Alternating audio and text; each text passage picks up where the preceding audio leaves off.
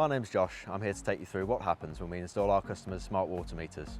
If you have an appointment booked with us, it's important you're at home when we come around to install it. If you can't make the appointment anymore, please contact us to rearrange it. If we can fit your meter inside your property, we'll fit it just above the stop tap. This is usually under your kitchen sink or in a cupboard where your water supply enters your property. If we find during your appointment that your new smart water meter needs to be installed outside your property, we will check for a boundary box. If you already have a boundary box installed, we'll simply screw in the new meter. This takes about 20 minutes. We might ask you to move your car to allow us access and need to turn your water off for a short period of time. We'll keep you informed along the way.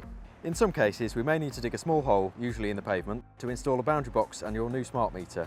If this needs to happen, we will come back at a later time. It may take us up to 2 weeks to get the right permits arranged with the local authority to allow us to dig. Once we start, it can take a few days to dig the hole, install the meter and refill the hole again. You may notice a slight different coloured tarmac outside on the pavement where we've been. Once we complete your install, whether internal or external, we'll leave behind a calling card to let you know we've been and what to do next.